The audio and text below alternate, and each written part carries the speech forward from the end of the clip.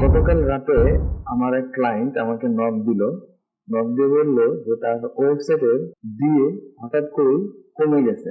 আজ থেকে 2 মাস বা 3 মাস আগেও তার ওয়েবসাইটের ডিএ ছিল 28+, অর্থাৎ তার ডিএ ছিল 28, কিন্তু হঠাৎ করে সে আজকে দেখে তার ডিএটা 24 হয়ে গেছে। তাহলে কিভাবে তার এই ডিএটা কমলো বা কোন মাসে তার এই ডিএটা হঠাৎ করে কমে গেল বা কত কমলো, এটা আপনি আসলে কিভাবে চেক দিবেন বা এই ডিএ কমার কারণটাই বা কি, এটা আজকের এই ভিডিওতে আমরা জানবো।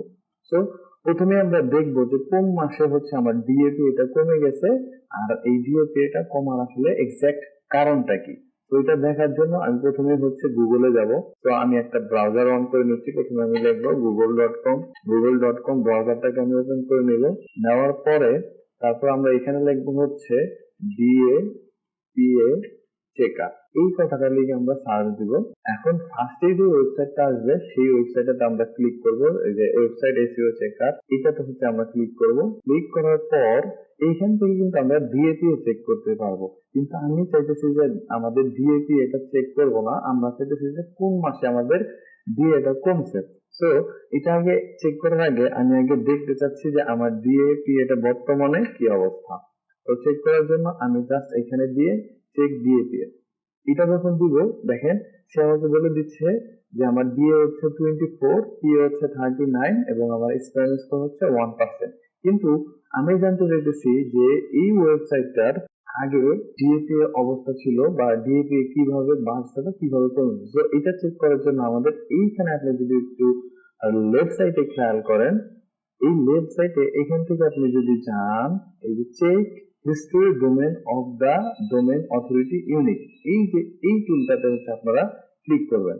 এই টুলটাতে আসার পর আমরা এখানে আমাদের ওয়েবসাইটটা দিয়ে দিব, দিয়ে তারপর চেক ডিএ হিস্টোরি, এটা দিলে এই টুলটা কিন্তু আমাদের কোন মাসে আমাদের ডিএপি কত বাড়ছে বা কোন মাসে কতটুকু কমছে সেটা বলে দিবে। যেমন দেখেন এই ওয়েবসাইটটার কিন্তু 6/2023 এটা ছিল দিয়ে 28, তারপর আবার 1 কমে গেছে, তারপরে আবার আবার 1 বাড়ছে 8, অর্থাৎ 8 মাস যখন ছিল তখন এটা দিয়ে ছিল 28 এবং 11তেও কিন্তু এটা দিয়ে ছিল 28, কিন্তু হঠাৎ করে অর্থাৎ নভেম্বর না ডিসেম্বর মাসে এটা দিয়ে কিন্তু 4 কমে গেছে। তার মানে 1 মাসে কিন্তু 4 দিয়ে কমে গেছে। তো আমরা কিন্তু চেক করে নিলাম যে একটা ওয়েবসাইটের ডিএপি কিভাবে বাড়তেছে কিভাবে কমতেছে সেই গ্রাফটা। তো আমরা দেখলাম যে আমাদের এই নভেম্বর মাসে যেই আমাদের ওয়েবসাইটের ডিএটা ছিল 28, কিন্তু হঠাৎ করে ডিসেম্বর মাসে 4 কমে গেছে। তো এখন আমরা জানার চেষ্টা করবো যে এই ডিএটা কমে যাওয়ার কারণটা, এক্সাক্ট কারণটা আসলে কি। দেখেন ডিএপি বাড়ে একটা ওয়েবসাইটের ব্যাকলিংকের কারণে, ফলো ব্যাকলিংকের কারণে কিন্তু একটা ওয়েবসাইটের ডিএপি বৃদ্ধি পায় এবং ওই ওয়েবসাইটের কন্টেন্ট কোয়ালিটি বা কন্টেন্ট কোয়ালিটির কারণে ডিএপি ইনক্রিজ হয়। কিন্তু যখন আপনার ওয়েবসাইটের মধ্যে রেগুলার কন্টেন্ট দিবেন না, তারপর রেগুলার আপনার ব্যাকলিংকিং করবেন না, তখন কিন্তু আপনার ওয়েবসাইটটার ডিএপি ক্রমান্বয়ে কমতে পারে।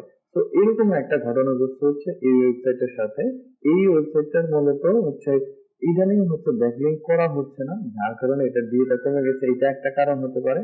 আর একটা কারণ হতে পারে আগে এর ব্যাকলিংক যেগুলো ব্যাকলিংক করা হয়েছিল বা যেগুলো ইন্ডেক্স হয়ে গেছিল, ওই ব্যাকলিংক গুলো থেকে কিছু ব্যাকলিংক ডি ইন্ডেক্স হয়েছে বা 301 বা রিডিরেক্ট করা হয়ে গেছে, যার কারণে কিন্তু এই ব্যাকলিংকটা লস্ট হওয়ার কারণে এই ডিএটাও কিন্তু কমে গেছে।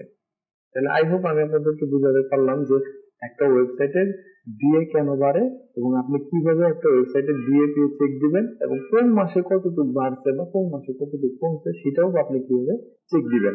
বা একটা ওয়েবসাইটের ডিএপি কমার কারণ কি, ডিএপি মূলত কয়েকটি কারণে কমে। তার মধ্যে একটা, আপনার ওয়েবসাইটে যদি ব্যাকলিংক করা যদি বন্ধ হয়ে যায়, সেক্ষেত্রে অনেক ক্ষেত্রে আপনার ডিএটা কমতে পারে।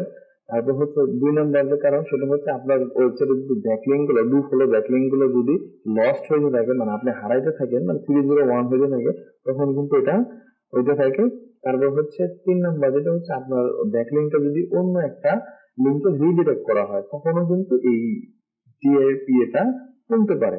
তাই এখন আপনার এই সমস্যা থেকে বাঁচতে হলে কি করতে হবে, আপনার নতুন করে ব্যাকলিঙ্ক করতে হবে এবং ক্রমান্বয়ে আপনার সবগুলো ব্যাকলিঙ্ককে চেক দিতে হবে যে কোনগুলো আপনার হচ্ছে রিডিরেক্ট হয়েছে বা 301। যেগুলো 301 হয়েছে পারলে ওগুলো হচ্ছে আপনার আবার ব্যাকলিঙ্ক করতে হবে, আর না পারলে আপনার নতুন ব্যাকলিঙ্ক ক্রিয়েট করতে হবে, তাহলে আপনার আবার আগের মতো ডিএপি এটা বৃদ্ধি পাবে। আই হোপ সো আজকের এই ভিডিওটা আপনাদের জন্য অনেক হেল্পফুল হয়েছে। যদি হেল্পফুল হয় এবং এই ধরনের যদি আপনারা ভিডিও পেতে চান তাহলে অবশ্যই আমাদের থিমশেপার এই চ্যানেলটাকে সাবস্ক্রাইব করে রাখতে হবে এবং বেল বাটনটা অবশ্যই অন করে রাখতে হবে। তো আজকের মতো এইখানেই, আল্লাহ হাফেজ।